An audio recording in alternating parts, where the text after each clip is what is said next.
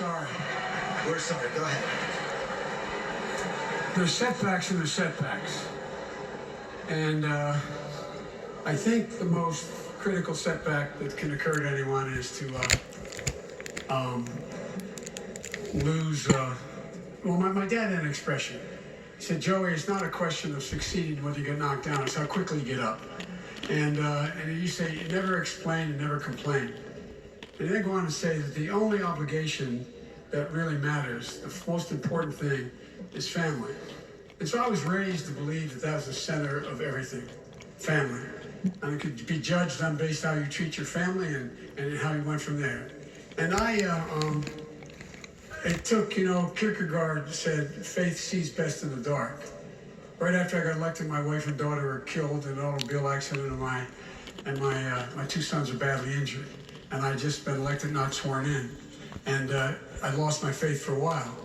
I came back. And then later, when my son Bo came home from Iraq and with a terminal disease, and a year and a half later, losing him was like losing part of my soul. But the fact is that I learned that the way you deal with it is you deal with finding purpose in what you do. And that's why I hope he's proud of me today, because he wanted to make sure I didn't run for president, but I stayed engaged. Because when you get hit badly, whether you're losing a job or you're raising a family like my dad, where you have to make that longest walk up the stairs to tell your kid you can't live here anymore, dad lost his job, we've all went through that in some form or another. And it just for me, the way I've dealt with it is finding purpose. And my purpose is do what I've always tried to do and stay engaged in public policy. But there's a lot of people that through a lot worse than I have, get up every single morning, put their feet one foot in front of another without the help I had. They're real heroes out there. So Thank real you, Mr. heroes. Vice President. Senator Warren.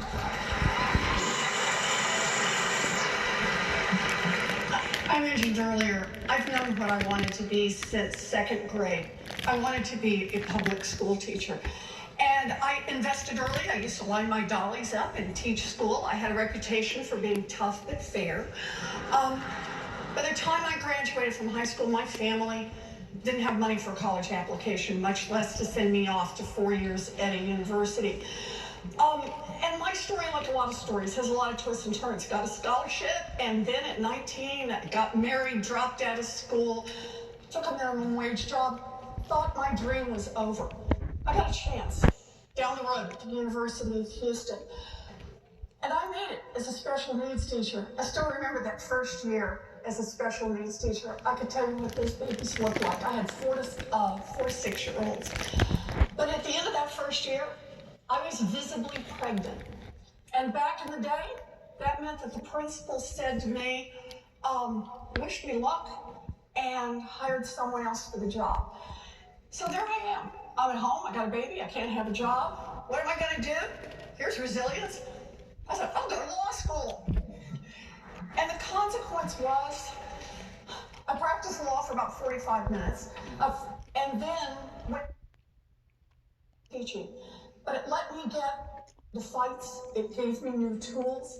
And the reason I'm standing here today is because I got back up, I fought back, I know what's broken. I want to be in the fight to fix it in America. That's why I'm here. Senator Sanders. Resilience to me means growing up in a rent-controlled apartment in Brooklyn, New York, the son of an immigrant who came to this country without a nickel in his pocket. Professional resilience means to me, George, running for U.S. Senate in Vermont, getting 1% of the vote. Running for governor and getting 2% of the vote. Finally becoming mayor of Burlington, Vermont with 10-vote margin. What resilience means to me is that throughout my political career, I have taken on virtually every powerful special interest in this country. Whether it is Wall Street, whether it is the insurance industry, whether it is the pharmaceutical industry whose corruption and greed is killing people today, whether it is a military-industrial complex or a prison-industrial complex. And I feel confident that given a lifelong record of taking on powerful special interests, of standing up for the working families of this country, that I will be able to take on the greed and corruption of the corporate elite and create a government and an economy that work for all of us, not just the 1%. Thank you, Senator Sanders. Senator Harris. You know, every office I've run for, whether it be district attorney or attorney general, I was told each time, it can't be done. They said, nobody like you has done it before. Nobody is ready for you. When I ran for DA, I won and became the first black woman elected DA in a state of 40 million people in San Francisco. When I ran for Attorney General of California, I was elected because I didn't listen. And I was the only woman black elected Attorney General in the state, in the country. And each time people would say, it's not your time, it's not your turn, it's going to be too difficult, they're not ready for you. And I didn't listen, and a part of it probably comes from the fact that I was raised by a mother who said many things that were life lessons for me, including don't you ever let anybody tell you who you are. You tell them who you are.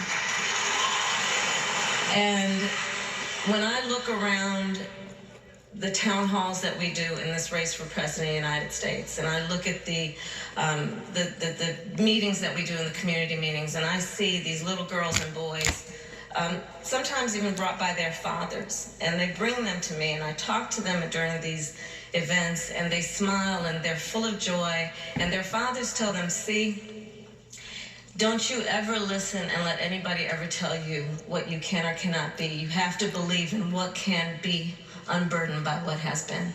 Senator Harris, thank you very much. Mayor Buttigieg.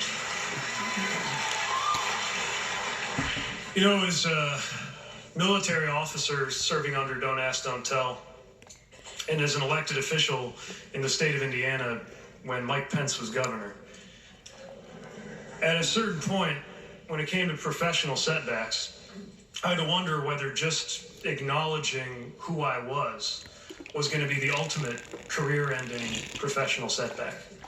I came back from the deployment and realized that you only get to live one life, and I was not interested in not knowing what it was like to be in love any longer. So I just came out.